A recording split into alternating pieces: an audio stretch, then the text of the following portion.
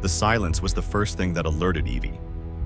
The second was the sight of a small boy, impossibly still, crumpled against the derelict clock tower like a broken marionette. He wore clothing too fine for the grime-ridden sidewalk, tailored wool, polished leather shoes that caught the flickering streetlight. Evie's feet ached from her double shift, but her exhaustion evaporated when she found his pulse was weak, his breathing shallow, yet his hand was clenched tight around something precious. As she gently pried open his small fingers, she found the object, a heavy silver locket engraved with a single, deeply scored phone number. Against every rational thought, against the instinct to call 911, she dialed. The voice that answered was deep, commanding, and terrifyingly calm. "Who is this?" it demanded. Not a question, but an accusation. Her ordinary life, defined by stale fryer oil and insufficient tips, ended the moment she whispered, "I found a boy. He's hurt." Don't let this moment of kindness end here. Join our community, hit subscribe, and help us spread stories that heal, inspire, and remind us to be human. The chilling 1 a.m. air turned Evie's breath to frost as she waited, cradling the unconscious boy against her thin waitress uniform. The route past the old clock tower had been a regretted shortcut, the kind you take when your feet hurt too much to care about safety. She'd been halfway home when she saw him. A boy, maybe 12, in clothes that screamed wealth and protection. Tailored charcoal coat, expensive leather gloves, a silk scarf. He was unconscious on the wet concrete, impossibly vulnerable in a place where children like him never appeared alone. Evie's frantic check revealed shallow breathing, a weak pulse, and his small hand locked around a silver locket. Inside the locket was no photograph, just a phone number, hand-engraved with deliberate precision. Dialing it was pure instinct. "I found a boy. He's unconscious near the clock tower on 5th. Shallow breathing, pale. He won't wake up," Evie stammered into the phone, her voice cracking. The voice on the other end, Alistair Draven, was instantly commanding, demanding details with surgical precision. "Describe the location. Describe the boy.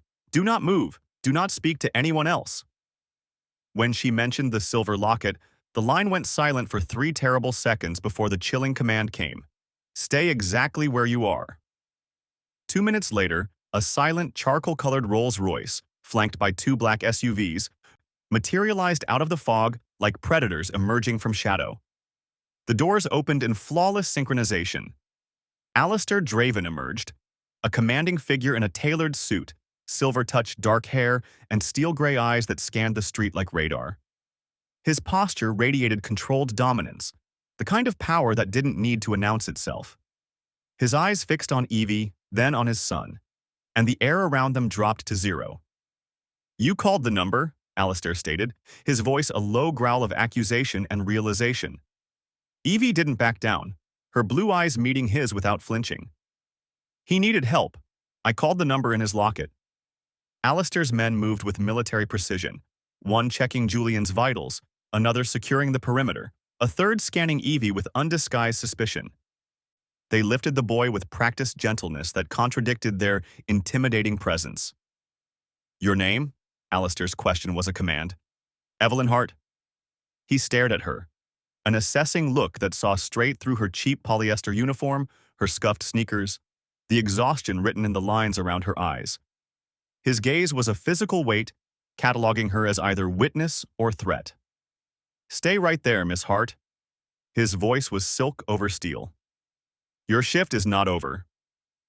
One of his men, tall, silent, built like a wall, stepped beside her. Not touching, but close enough to make his purpose clear. Evie's heart hammered as she watched them load Julian into the Rolls-Royce with the care reserved for something infinitely precious and irreplaceably fragile. Alistair paused at the car door, his profile sharp against the fog. "You will ride with us." I need to get home." "No." He turned, and his eyes held hers with absolute authority. "You found my son when he was most vulnerable.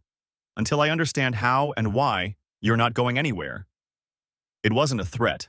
It was a fact, delivered with the certainty of a man who had never heard the word no and survived to repeat it. The silent guard opened the rear door of the second SUV. Evie looked back at the clock tower, at the flickering streetlights, at the ordinary world she'd inhabited just 10 minutes ago. Then she climbed into the vehicle, and the door closed behind her with the finality of a vault ceiling shut. Through the tinted partition, she could see Julian in the Rolls-Royce ahead, small, motionless, surrounded by men who moved with lethal purpose. She'd found a boy on the street. She hadn't saved him.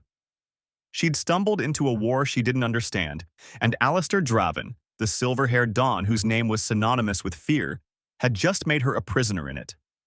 The convoy moved through the sleeping city like shadows, and Evie Hart, Waitress, nobody, invisible, realized with cold certainty that she would never be invisible again.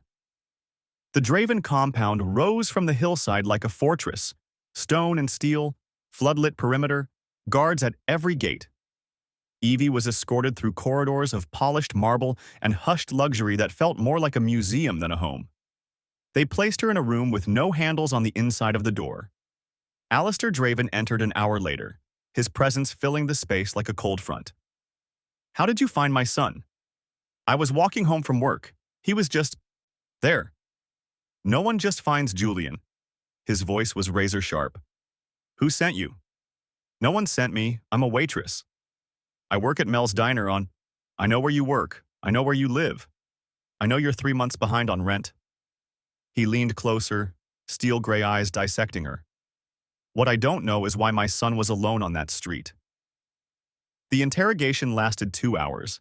Every detail, every moment, repeated until her voice went hoarse. Then Julian woke. The boy's eyes, dark, frightened, swept the medical suite until they landed on Evie through the observation glass. His heart rate stabilized instantly. When they brought her in, Julian reached for her hand. "Please stay," he whispered. Alistair watched, jaw tight. "It seems you're not leaving, Miss Hart. My son has made his choice." The Draven compound was a fortress disguised as elegance. Marble halls that echoed footsteps, security cameras hidden in crown molding, men in expensive suits who were anything but decorative. Evie navigated it like a minefield, learning the unspoken rules.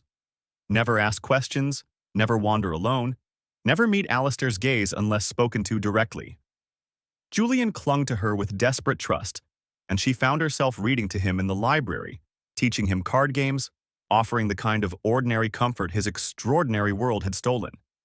It was during one of these sessions, helping Julian organize his school supplies, that Evie's waitress instincts kicked in, the habit of noticing what didn't belong.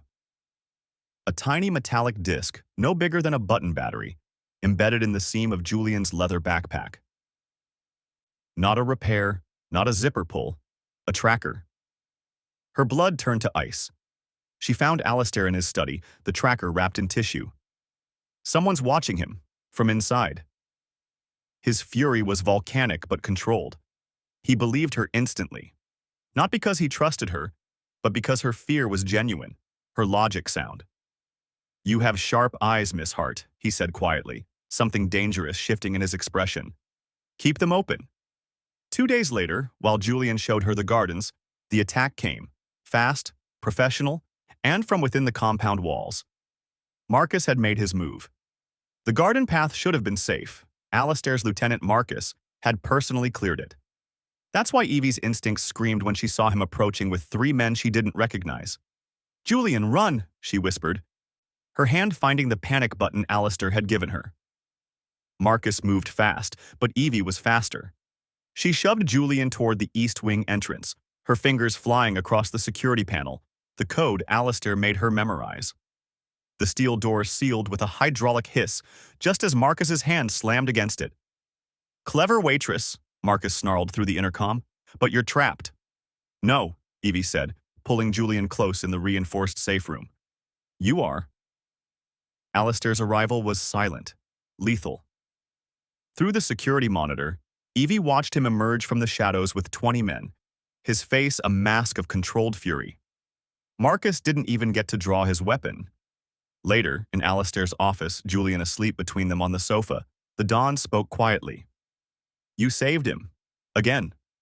I made a promise. Alistair's steel-gray eyes held hers. Then let me make one.